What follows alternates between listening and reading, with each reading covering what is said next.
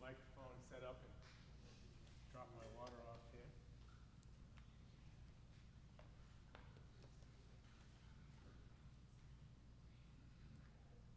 Can you hear me?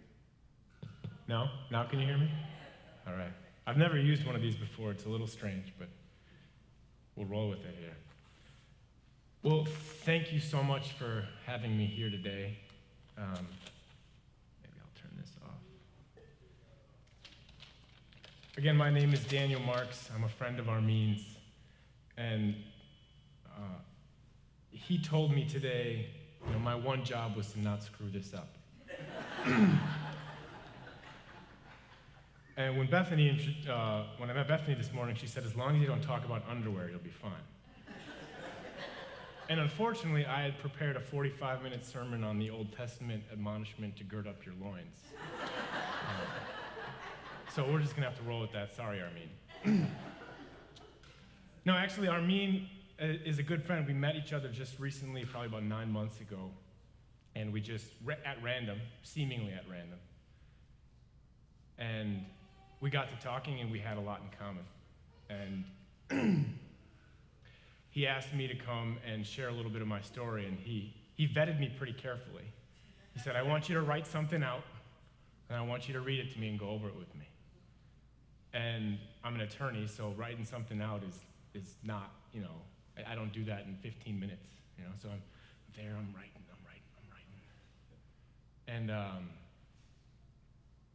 And then I read it to Armin, and he says, oh, that's beautiful, it's eloquent, it's well cited,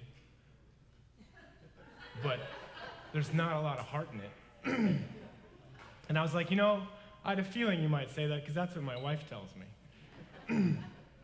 But I did an exercise with my head to write it out, and then Armin said, come here and share your heart. He also told me not to scrap what I wrote because he vetted it and he thought it was, acceptable. But I'm doing that. I'm scrapping what I wrote. So again, sorry, Armin. It struck me this morning as I was driving down here that, and it's funny how, I didn't even realize this. In the tradition that I come from as a Catholic, growing up Catholic in St. Paul, and exploring a call to the Episcopal Church, and exploring a call to ministry right now. In the liturgical churches today, they're celebrating Pentecost, right, which of course is the descent of the Holy Spirit, into the church. And as I was driving down here today, well, that's perfect. I can scrap what I write, and I can trust that the Holy Spirit will be with me and with you as we share today. And to begin, I'm just recalling, what Jesus said at Pentecost, and I just scratched it down here in my notes as I was kind of scribbling an outline in the car before I came in. And Jesus said, peace be with you. As the Father sent me, so I send you. And then he breathed on them. And he said, receive the Holy Spirit. And I was really struck by that just this morning. And so two things. First, I heard once, the Hebrew word for God, right? Yahweh, or one of them. And I heard it said once that word for God, which the Hebrews really didn't say, right? It was the unsayable. Really was an effort to put language to the sound of breath. And the importance of breath and the connection between breath and spirit and the Holy Spirit. And it's right here, Jesus breathed onto the disciples. And so that's what I want to do today, mostly because I'm a little nervous. But if you would just join me in starting with a deep breath.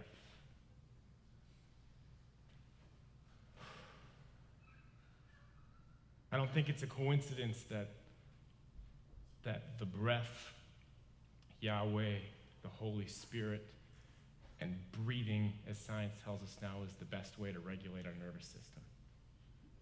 So thank you for helping me regulate my nervous system before I talk to you. And like I said, Armin told me to share from the heart, so that's what I'm going to do. I won't talk about underwear, as tempting as that is now. My kids would love that. But I want to just tell a little bit about my journey. And, in childhood, I had a sense of innocence, like all children do. And I also had a sense of great fear and discomfort. And I never felt like I fit in. I always felt like I was different, and I was always comparing myself from an early age. I remember sitting on the bus in kindergarten, and I remember people on the back of the bus laughing, and me sitting in the front of the bus as a kindergartner and being convinced that they were laughing at me. Which, as I reflect on it now, that's probably objectively impossible. They didn't even know that I was on the bus. But that's how I was wired internally. And I later came to get language for that as self-centered fear.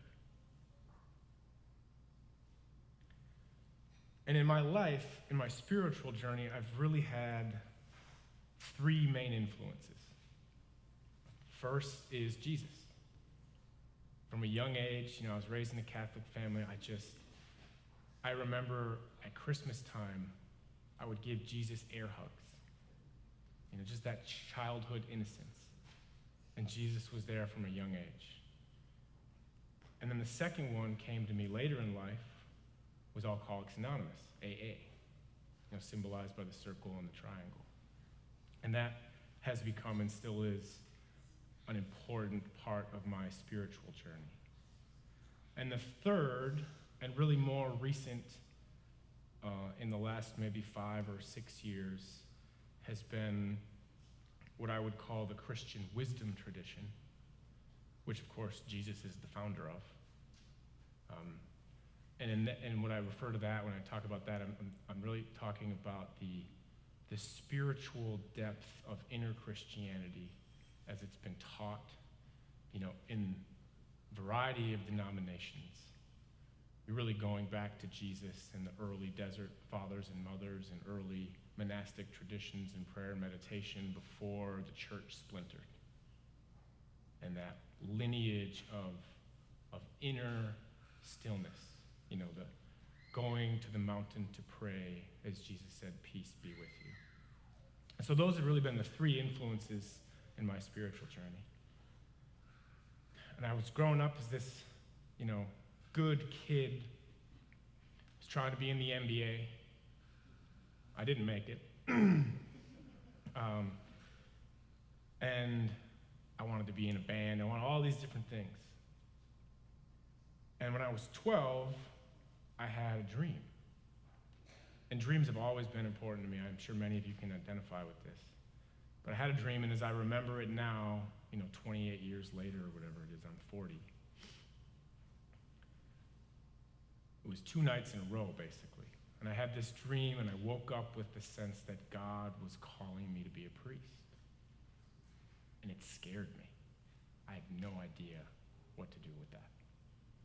And in the tradition that I was raised in, there wasn't an option to be a priest and have a family, and I always wanted to have kids. I wanted to get married. And I went to my dad and I talked to him about it, and he was like, and I could almost tell like he didn't want me to be a Catholic priest. And that's what I felt. He said, it doesn't necessarily mean you're called to be a priest per se, but God is calling you for something. And I heard that, I wrestled with it, and I came across this recently doing some inner work, and I actually wrote this down in my journal from when I was 12 years old. And Armin said I should share it with you, which scared me, but here we go. This is May 8th, 1995. The words of a 12-year-old.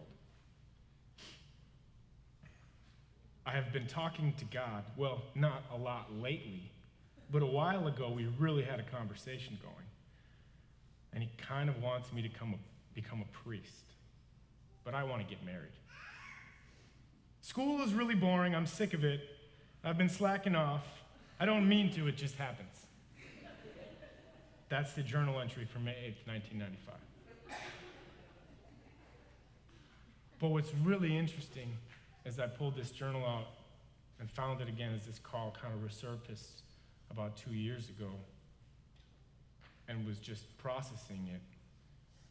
Quickly, the journal entries go from, basketball drills to girls to depression and then to the beginning of my journey with drugs and alcohol. Quickly.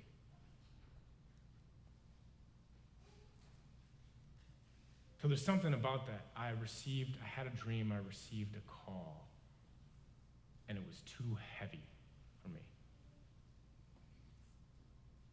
And so the first reflection that I would have is whether you're a child or you're older, what is the dream that God put in your heart?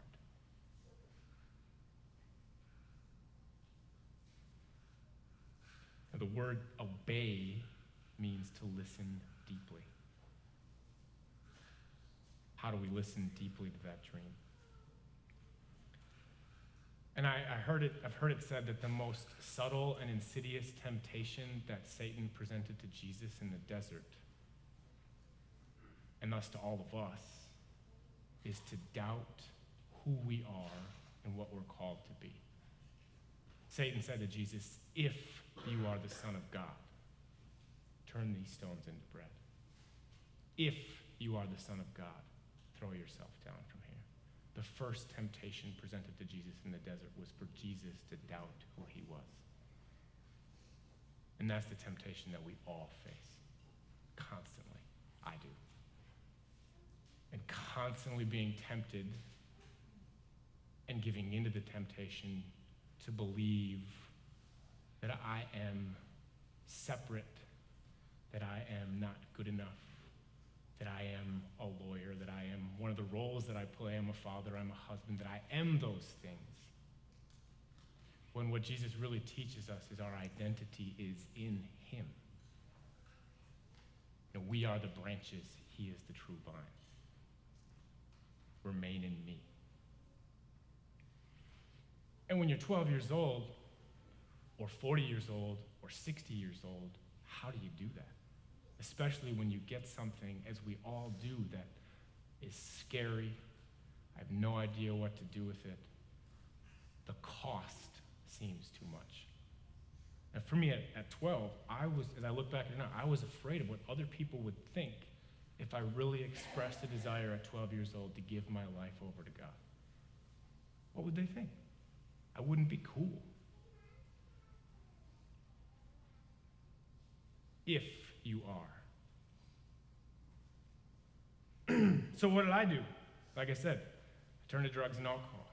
And I won't go into the details there. This is a family program, no underwear. But for me, that was my escape.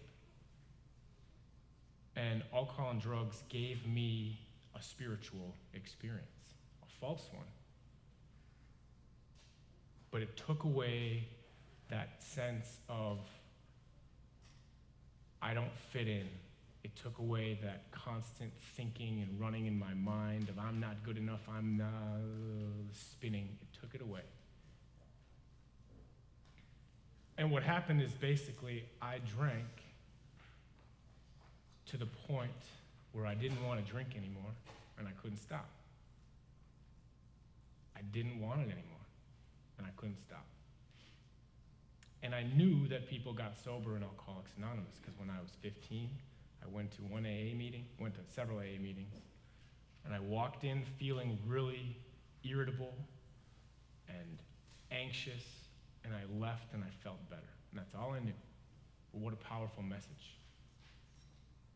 And so I went to an AA meeting at 19, almost 20 years old, in the basement of the Village drugstore in Northfield, Minnesota. I was a St. Olaf student at the time. And there was this group called the Third Tradition Group, and I went there, I met a man who became my sponsor. We have sponsors in AA, it's kind of like a mentor, spiritual mentor. And I didn't know this at the time, but he was a man of deep faith, of deep spirituality. And he's been my sponsor and mentor for 20 years. And he took me through the program of Alcoholics Anonymous, and I really grew up in AA. And I was able to miraculously graduate from college. I barely graduated from high school. I barely graduated from college, but I did. And then after a few years of working, I made the decision to go to law school. Why? I'm not even going to go there, but if anybody's thinking about being a lawyer, think very carefully. And I mean, I'm serious. Think very carefully. It might be the best thing for you to do. It might be what you're called to do, but think very carefully. And I built a career. I started to have some success. I got married. I had kids. I started to get some of those outside things, and I was feeling better on the inside. I had done a lot of healing over that 20 years. But what started to happen for me, and I think this is particularly through what in AA we call the 11th step. The 11th step says this, it says, we sought through prayer and meditation to improve our conscious contact with God, praying only for knowledge of his will for us and the power to carry it out. And so it was really when I started to turn to prayer and to meditation as I understand it, which is really quiet prayer, deep listening, that my life and my spirituality really started to get deeper, but it also seemed like all of a sudden things from the past, things I didn't even know were there, started to come to the surface. And I felt like I was going crazy. And I have a lot of things and a lot of the right external circumstances, but I don't feel right. And it's because none of those things are ever going to make me feel right. There's another line in the literature from Alcoholics Anonymous that says, we are victims of the delusion, the lie, that we can wrest, which means to pull satisfaction and happiness out of this world if we just manage well. If I just get my money right, if I get my car right, if I get my kids right, if I manage it, everything will be okay. And that's a delusion, and that's a lie, and that's one that I've been struggling with. And then the pandemic comes. And suddenly, like all of us, I'm at home with 2 kids, Elijah and Abraham, my wife, and sometimes a nanny. We're all in the house. And what happened during the pandemic, and I think it happened to a lot of us, is all of the things that I did to create noise in my life, so I did not hear or have to feel the things that were deeper, got shut off. And everything that I continued to run from was starting to present itself to me again. And so many people I've talked to, that's happened. And there's a lot of people I know that died during the pandemic. I had a cousin that died of a drug overdose. And thankfully, I had enough of a foundation where I didn't lose my mind. I knew how to pray. I knew how to meditate. I knew where to turn. But despite all that, I saw a new level of anger with my children, a new level of frustration, a new level of fear. And I was not happy with what I saw. And so what we do in the AA program is when something's not right, we do some work. We do step work. And my AA sponsor said, you know what? I want you to do what's called an inventory of your old ideas. And I want you to look at 3 ideas. I want you to look at your ideas about God, your ideas about your job, and your marriage. I want you to look at those three things. And nothing is without question. So that's what I did. I did some work. I did it. I read it. I went through. I found this. And that call came back up. And then when that happened, I got all of these ideas about what I should immediately do. And thankfully, this man who he loves Jesus and he knows Jesus, he said, don't do anything. Take 21 days, and each day take a passage, a chapter from the book of John, and read it and sit with it quietly. Don't do anything until you finish that. So that's what I did. And then slowly, over the last year, I have struggled to take that call seriously. And I've struggled to take that call seriously because, again, like I was when I was 12, it's scary. When we receive a call, no matter what it is, and we all receive it, the weight of it can crush us if we're not lifted up by something else and other people. And so, the last year, really it's been the last 2 years, I've been going through this in the midst of the pandemic, and then all of a sudden, all of the turmoil and the unrest in the cities and in our nation just explodes. And I live in St. Paul, and the gas station on the corner burnt down. There's smoke billowing into my yard. There's a couple of nights when we slept in my bedroom, and I put the dresser in front of the door, so nobody could get in. You could hear gunshots. There's a couple of nights I had to throw my kids on the floor and get on top of them. There's just turmoil all around us. And as I'm walking to work during the pandemic, there were periods of time by the Capitol where I had to walk by armored vehicles with machine guns on top of them because they were protecting the Capitol. There was a time when I had 150 National Guard troops stationed across kitty corner from my house in the parking lot of the rec center, automatic rifles. And just taking it all in and seeing the division and the turmoil in our country and feeling the division and the turmoil in me. And I wanted to escape it.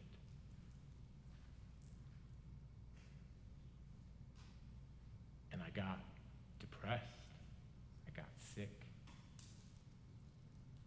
And I remember there was a time during the pandemic where I was lying on the couch and I just yelled at my children in a way that I would never want to treat them. Just lost it. I was lying on the couch and I was like, maybe they'd just be better off without me. And that thought came and I knew what to do. And I said, God, take this away from me. And I called and asked for help. But that's what happens, right? When we receive a call, when we're in the midst of turmoil, inner and outer, it is an extremely dangerous time for all of us when we're in that. We are faced with that temptation that Jesus is faced with in the desert. And how do we respond? And this is what I've been doing to try to respond.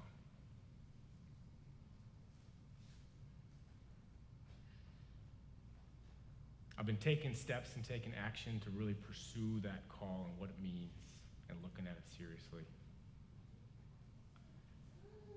And I've really been focused on working with that inner division and that inner turmoil and that inner struggle. Not escaping it, not running away from it, but letting it teach me what it needs to teach me. And in the last 6 months, I've really been thinking, and pursuing, looking at what it means to be a priest, what it means to be in ministry. How do I do that now? I have 3 kids. I have family to feed. I'm a lawyer. I'm about to become a partner in my law firm. How do I do this and not lose my family, lose my marriage, lose the things that I'm afraid of losing? And as I was thinking about that, and I was reflecting upon this with a friend, I am 12 again. When I was 12, I received a call to be a priest, and I said, I want to be married. Now I'm 40. I'm pursuing the call of that priest, and I want to do that and be faithful to my marriage and my family. The same struggle that I had when I was 12. But now I have some tools in place where I can wrestle with it intentionally. And for me, especially over the last few months, and especially when Armin asked me to come do this, it's like, what do I have to offer? I'm all over the place right now. What am I going to say to anybody? What right do I have to speak at a church? And I could hear all that energy in the mind, all that doubt, all that fear. And I know you know what I'm talking about because we all get that at times. And then I remember that passage in the Gospels. It's right after Jesus heals Legion and sends the pigs into the water. The disciples are out on the Sea of Galilee in the boat with Jesus. And there's a huge storm. The seas are churning. And if you remember that story, the gospel says that Jesus is in the front of the boat, resting his head on a pillow. And the disciples are freaking out. And so what I'd like you to do right now, if you're comfortable, is just take a moment and close your eyes and picture that scene. Put yourself on that boat in the Sea of Galilee. The storm is churning, the waves are raging, the wind is blowing. Where is that happening for you or for a loved one right now? And then look at Jesus sitting up there on the front of the boat, resting at peace on a pillow. And I don't know about you, but my initial reaction is, what are you doing, man? How can you be so calm?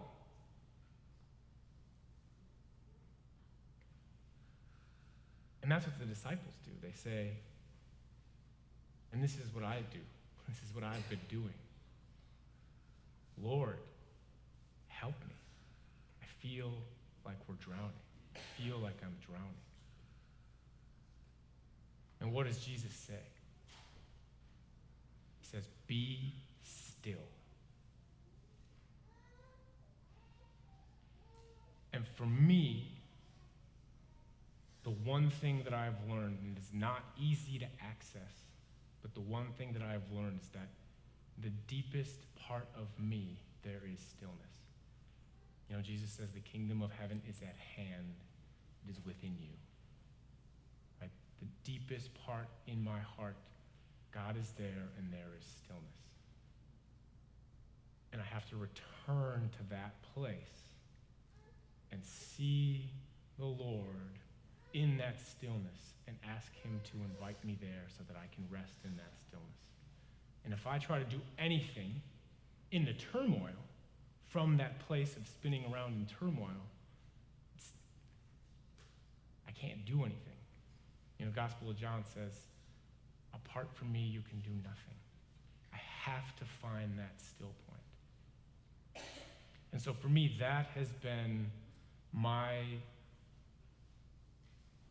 saving grace during this time, is really learning and trying to be still within and to move from that inner stillness. And so to end today, in the midst of all my chaos that I've shared with you, what I would like to offer is just a moment of stillness. And so again, if you're willing, if you're comfortable, I would just invite you to close your eyes for a minute and just feel your feet on the ground. Feel your feet on that boat. Feel your breath, feel a deepening in the belly. Know that the storms might be churning in your life around you, but there is a still point. And Jesus is that still point within us. And then just repeat after me. Be still and know I am God. Be still and know I am. Be still and know.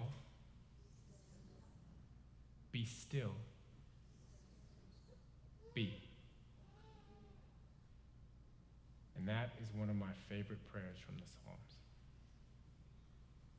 pointing us right back to where Jesus calls us to, which is the kingdom of heaven. And in that deeper well inside of us, the kingdom of heaven within us. Thank you very much for the opportunity to be with you today. This is a beautiful church. I love Pastor Armin. He's doing a great job. I know you guys have big visions and you're praying right now. And I'm praying with you. God bless you all, and thank you for the opportunity.